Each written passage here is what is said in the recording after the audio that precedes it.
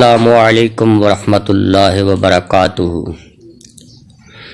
چشم بد دور بہت ہی دور، میں ہوں آپ کا اپنا نعیم تیفور۔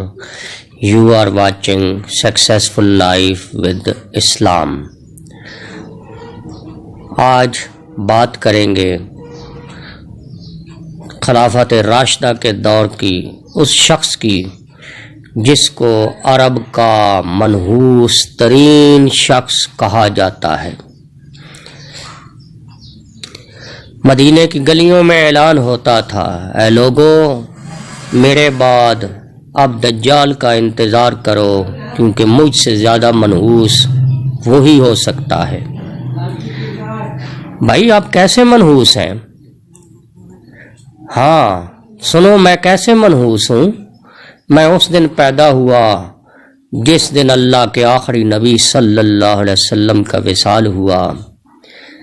ہاں سنو، میرا دودھ اس دن چھڑایا گیا جس دن نائب رسول جناب سیدنا ابو بکر صدیق رضی اللہ تعالی عنہ کی وفات ہوئی۔ ہاں سنو، میں کیسے منحوس ہوں۔ میں اس دن بالغ ہوا جس دن مراد رسول جناب فاروق اعظم رضی اللہ تعالی عنہ کی شہادت ہوئی۔ ہاں سنو، میں کیسے منحوس ہوں۔ اس دن میری شادی ہوئی جس دن داماد رسول جناب عثمان غنی رضی اللہ تعالی عنہ کی شہادت ہوئی۔ ہاں اور سنو، میں اتنا منحوس ہوں کہ جس دن میرے ہاں پہلے بچے کی ولادت ہوئی اس دن کوفہ میں مولا علی کی شہادت ہوئی۔ یہ اعلان کرنے والا شخص تاریخ عرب میں طویس کہلاتا ہے۔ اس کا اصل نام طاؤس تھا اور وہ جنس کے اعتبار سے ٹرانسجینڈر تھا، جسے عربی میں مخنث اور اردو میں خواجہ سرا اور پنجابی میں ہیجڑا اور کھسرا کہا جاتا ہے۔ آپ حیران ہوں گے، اس کی شادی بھی ہوئی اور اس کا بچہ بھی ہوا۔ ہاں، ضروری نہیں کہ ہر ٹرانسجینڈر شادی کے قابل نہ ہو۔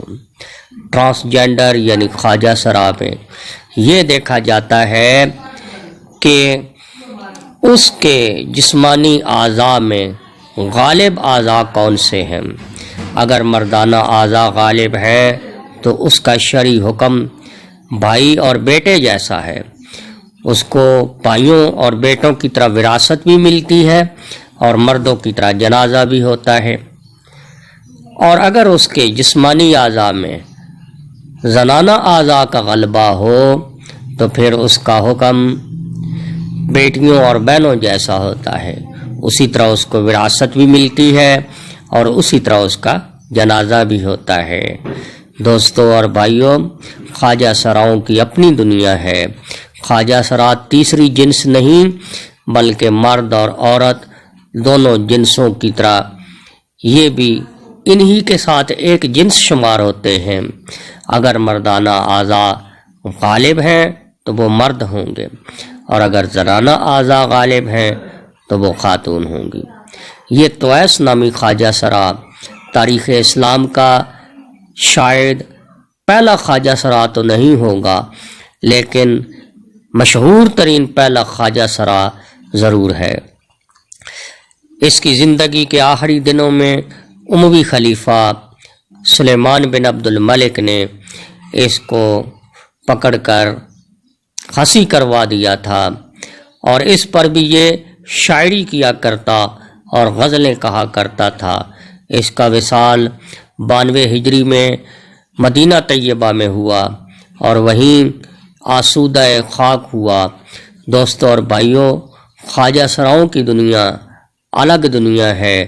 اس کے بارے میں ایک اور ویڈیو میں آپ کو یہ بھی بتاؤں گا کہ آپ کے اپنے ملک پاکستان میں خواجہ سراؤں کی ایک خانقاہ بھی ہے جہاں وہ حاضر ہوتے ہیں اور اپنی روحانی تربیت کا اہتمام کرنے کی کوشش کرتے ہیں۔